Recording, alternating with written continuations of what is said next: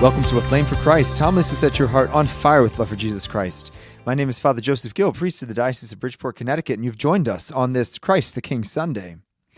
So I went to college at Franciscan University of Steubenville during the time period in the early 2000s when it was voted one of the top 10 most polluted towns in the United States of America. There was a lot of steel mills that were still open, and so all the time, pretty much every morning, you could wake up to just this yellowish haze just all across the valley and on the hill, and there was definitely a stench in the air. We used to joke around that people would smoke cigarettes because then at least they were breathing filtered air, you know? But what was amazing was that after a few weeks or a month of being there, our noses would kind of acclimate. We wouldn't even notice the pollution in the air. It would just kind of smell like normal. Maybe we lost our sense of smell, I don't know.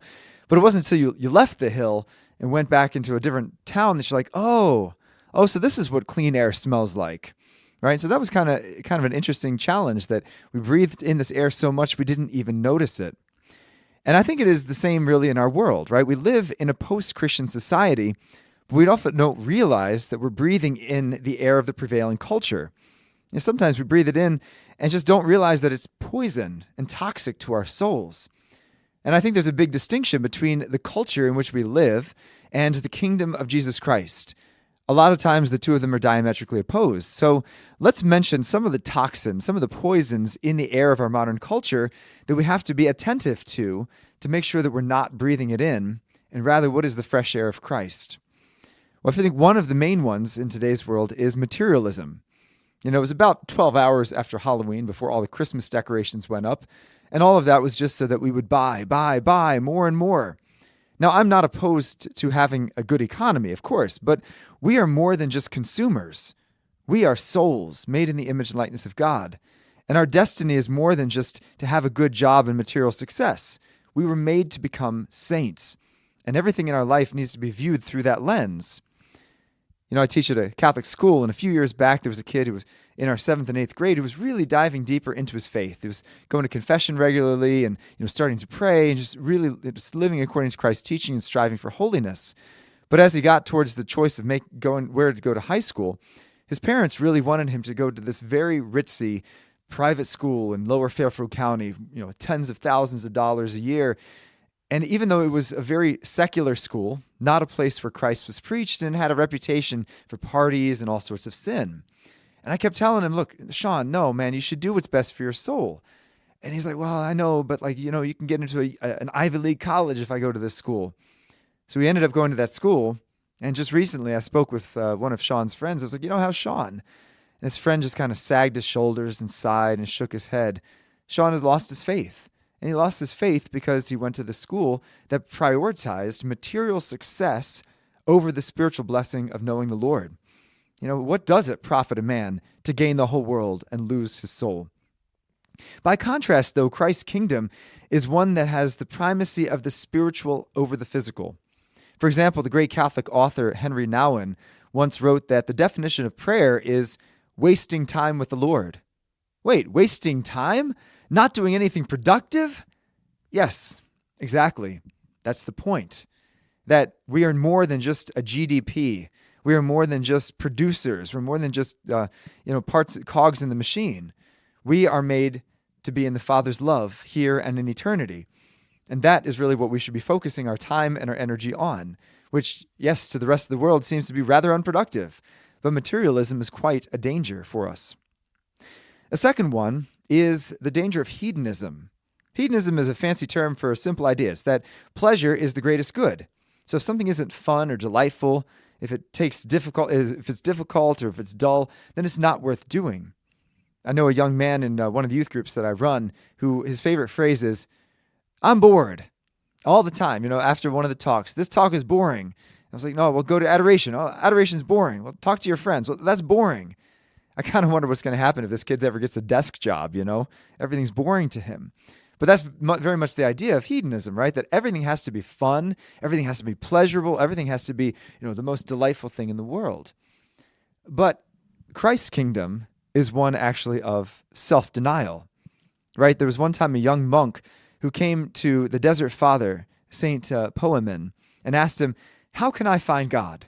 To which the great saint responded, well, how can you find God if our bellies are filled with cheese?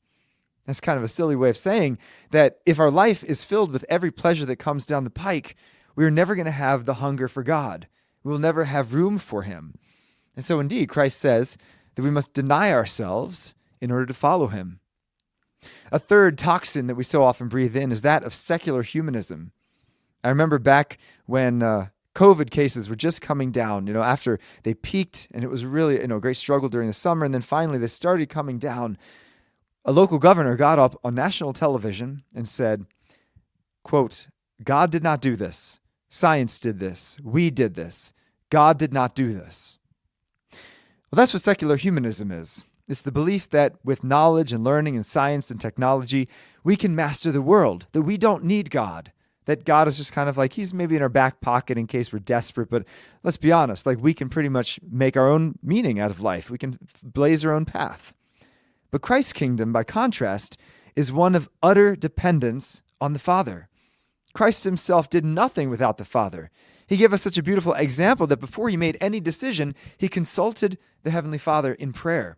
And that's an example for us of what we need to do. It's one time that there's a great saint named Blessed Anne-Marie Javui, who started an orphanage just against her father's obstinate wishes. Her father says, "There's no way you're going to do this. You will never be successful." She said, "No, I feel God calling me to do this." And it got to the point that her father refused to speak to her. But despite that, brokenheartedness, she followed God's plan and started this orphanage, which became very filled very quickly. Nevertheless, they were often struggling, and at one certain point, they had so many debts that they couldn't even buy food for the children to eat. And so Blessed Anne-Marie was very worried about everyone starving to death. And so she fled to the chapel and fell on her knees and said, Lord, where are you? I thought I followed your will, and here I am in dire straits, and nobody even has a bite to eat." But she felt that the Lord say to her, "Why have you doubted that I would care for you? Go back to your children." So she went back to the orphanage to find with her surprise that there was a wagon full of food right out front and her father standing next to it. And her father said, "Well, we can't have you starving to death." So she said that the miracle wasn't so much that the food was delivered. The miracle was that her father's heart was softened and the two of them healed their relationship. But that's that utter dependence on God, right? That I'm not going to do it just by my own efforts and by my own strength. It's by God's grace alone that I can make any progress or that I can do anything good in life. A final one that we find greatly is this idea of minimalism. Do you remember that old Staples commercial with that easy button? All these commercials would be like, someone's in this huge, major mess, major problem, and all they have to do is just hit that easy button, and things are immediately fixed. And that's kind of what we want in today's world, right? We want things to be easy, convenient, quick. That's that minimalism. Let's do the least amount of effort possible. But that, of course, was not the example of Christ, because Christ's kingdom is one of self-gift.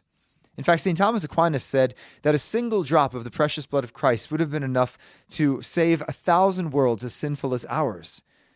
But Jesus didn't want to just give one drop of his blood. He didn't just want to prick his finger. No, he wanted to give all. And so that's why he died upon the cross. And he calls his followers to do the same, to give all to him. It amazes me when I read the lives of the saints, how many of the saints had a burning desire for martyrdom. And one might say, well, how in the world can you desire martyrdom, desiring to die for Christ? Yeah, it's not so much that they wanted to die, but rather they wanted to give all, every last breath for him.